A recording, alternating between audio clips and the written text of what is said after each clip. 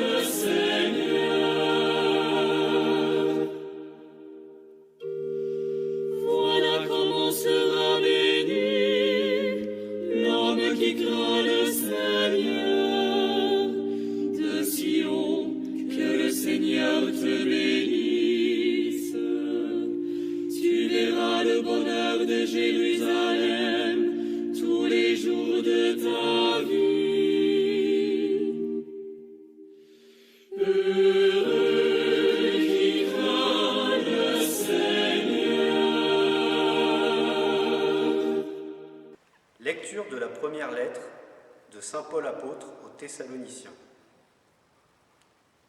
Pour ce qui est des temps et des moments de la venue du Seigneur, vous n'avez pas besoin, frères, que je vous en parle dans ma lettre. Vous savez très bien que le jour du Seigneur vient comme un voleur dans la nuit. Quand les gens diront « Quelle paix, quelle tranquillité !» c'est alors que tout à coup, la catastrophe s'abattra sur eux, comme les douleurs sur la femme enceinte. Ils ne pourront pas y échapper. Mais vous, frères, comme vous n'êtes pas dans les ténèbres, ce jour ne vous surprendra pas comme un voleur.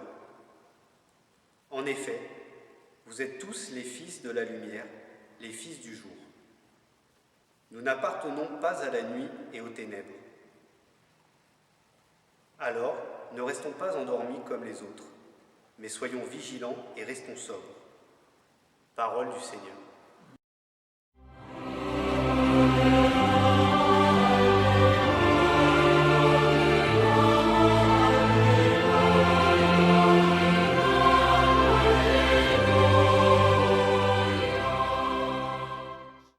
Le Seigneur soit avec vous et avec votre esprit. Évangile de Jésus-Christ selon saint Matthieu. Gloire à toi, Seigneur. En ce temps-là, Jésus disait à ses disciples cette parabole. C'est comme un homme qui partait en voyage. Il appela ses serviteurs et leur confia ses biens. À l'un, il remit une somme de 5 talents. À un autre, 2 talents. Au troisième, un seul talent. à chacun selon ses capacités. Puis il partit. Aussitôt, celui qui avait reçu les 5 talents s'en alla pour les faire valoir et en gagna 5 autres. De même, celui qui avait reçu 2 talents en gagna 2 autres. Mais celui qui n'en avait reçu qu'un alla creuser la terre et cacha l'argent de son maître. Longtemps après, le maître de ses serviteurs revint et il leur demanda des comptes. Celui qui avait reçu 5 talents s'approcha, présenta 5 autres talents et dit, « Seigneur, tu m'as confié 5 talents. Voilà, j'en ai gagné 5 autres. » Son maître lui déclara, « Très bien, serviteur bon et fidèle, tu as été fidèle pour peu de choses, je t'en confierai beaucoup. Entre dans la joie de ton Seigneur. » Celui qui avait reçu 2 talents s'approcha aussi et dit, « Seigneur, tu m'as confié 2 talents. Voilà, j'en ai gagné 2 autres. » Son maître lui déclara, « Très bien, serviteur bon et fidèle, tu as été fidèle pour peu de choses, je t'en confierai beaucoup. Entre dans la joie de ton Seigneur. » Celui qui avait reçu un seul talent s'approcha aussi et dit, « Seigneur, je savais que tu es un homme dur. Tu moissonnes là où tu n'as pas semé. Tu ramasses là où tu n'as pas répandu le grain. » J'ai eu peur. Et je suis allé cacher ton talent dans la terre. Le voilà. Tu as ce qui t'appartient. Son maître lui répliqua, « Serviteur mauvais et paresseux, tu savais que je moissonne là où je n'ai pas semé, que je ramasse le grain là où je ne l'ai pas répandu. Alors, il fallait placer mon argent à la banque.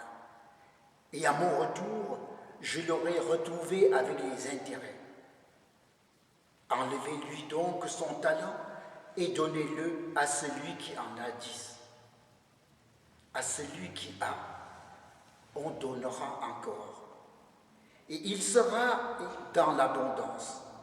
Mais celui qui n'a rien se verra enlever même ce qu'il a.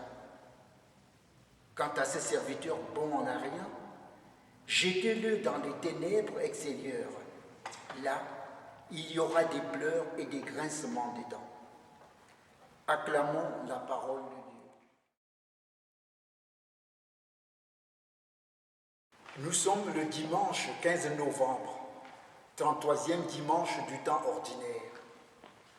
Nous approchons doucement mais sûrement de la fin de l'année liturgique. Et l'Évangile et la deuxième lecture de ce dimanche orientent nos regards vers la fin des temps, vers la fin de la vie terrestre. La parabole de l'Évangile selon saint Matthieu, souvent dit la parabole des talents, est la dernière dans l'Évangile de saint Matthieu et est intimement liée à l'attente de la seconde venue du Christ. Elle concerne la période intermédiaire comprenant le départ de Jésus, son ascension et son retour à la fin des temps. Cette période dure depuis quelques 2000 ans et personne ne sait quand elle s'achèvera. Dans cet évangile, saint Matthieu, l'évangéliste, puise délibérément son vocabulaire dans le langage des affaires et son choix s'expliquera au fil des 3 étapes que forme ce récit. La première étape, c'est la situation de départ. Singulier personnage que celui de la parabole du maître qui confie à ses serviteurs une telle fortune, une telle somme d'argent avant de partir pour un long voyage. Le dépositaire d'un unique talent a en main l'équivalent de plus de 15 ans de travail d'un ouvrier. C'est là un acte de confiance, sans limite, mais très éclairé. Il laisse toute liberté pour la gestion de ses sommes et il les différencie en fonction des capacités de chacun. Tout se déclenche avec l'expérience de l'absence du maître. Que vont faire ces serviteurs d'un tel trésor? Que vont-ils faire de cet argent reçu? En l'absence du maître, les 2 premiers serviteurs se risquent dans des opérations qui leur permettent de doubler le capital reçu. Et quant au 3e serviteur, il joue la prudence. Arrive maintenant l'heure des comptes. Les 2 premiers ont fait fructifier ce qu'ils ont reçu. Mais l'orage éclate avec le 3e.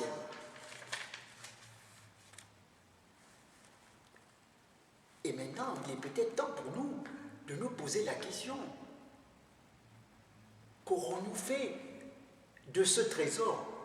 Qu'aurons-nous fait de ces talents? Ou alors, autrement, qu'avons-nous fait des talents reçus de Dieu? Dieu nous aime. Dieu est amour. Il nous a donné des talents. Il nous a créés, nous sommes ses créatures, à son image, à sa ressemblance. Et à chacun de nous, il a donné des talents. Il nous a donné des dons. Il nous a tellement aimés qu'il nous a envoyé son propre Fils pour nous montrer le chemin vers lui. Et il nous a enseigné un seul commandement à suivre, l'amour. Nous aimer les uns les autres, prendre soin de nos frères. Qu'avons-nous fait de ces dons reçus? Qu'avons-nous fait de notre baptême? Jésus nous invite, nous aussi, à faire fructifier les talents reçus. Ces talents sont des pièces de monnaie qui symbolisent les grâces et les bénédictions reçues de Dieu. Jésus nous demande non pas de les enfouir par crainte de les perdre, mais bien de les fructifier pour faire honneur à notre Dieu, qui nous les a donnés gratuitement. La parabole du maître qui confie ses talents à ses serviteurs avant de partir pour un long voyage nous invite à faire fructifier ce que nous avons reçu et ce que nous faisons. La question, qu'avons-nous fait de ce que nous avons reçu? Réjouissons-nous de savoir que ces talents portent beaucoup de fruits si on agit avec la sagesse de Dieu. Et en ce dimanche de secours catholique, ce dimanche des pauvres, nous sommes ainsi invités à nous comporter dans la fidélité du Christ Jésus, généreux et dynamique, à l'image de la femme parfaite de la première lecture.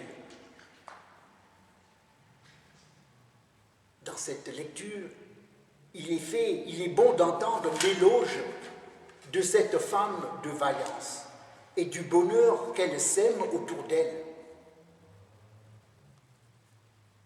Elle va vers l'autre, elle tend la main. Le portrait de la femme parfaite, dressé par le livre des Proverbes, vaut pour tous, les hommes comme les femmes. C'est le portrait du disciple du Seigneur adonné à sa mission. C'est le portrait de celui qui craint Dieu. À l'image de la femme des Proverbes, frères et sœurs, devenons des fils de lumière, déployant notre fécondité et notre générosité pour témoigner de l'amour de Dieu pour le monde. N'ayons pas peur de la fin des temps. Nous serons certes jugés par Dieu, mais Dieu, il est miséricordieux. Dieu est amour, et il ne nous condamnera que sur l'amour. Qu'avons-nous fait de l'amour reçu de Dieu gratuitement? L'avons-nous donné? En ce dimanche, rendons grâce à Dieu pour ce que nous sommes. Veillons sur ce trésor qu'il nous a confié et sur ces talents dont nous sommes les dépositaires. Ne restons pas endormis, comme nous dit saint Paul. Accueillons la confiance du Seigneur qui a mis en nous les talents et demandons-lui d'inspirer nos actions, d'inspirer ce que nous faisons pour les autres dans la société, là où nous sommes, dans notre milieu, d'inspirer notre agir.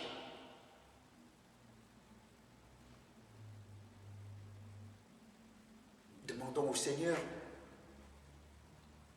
d'ouvrir notre cœur aux autres, aux pauvres qui nous regardent, de tendre la main à l'autre.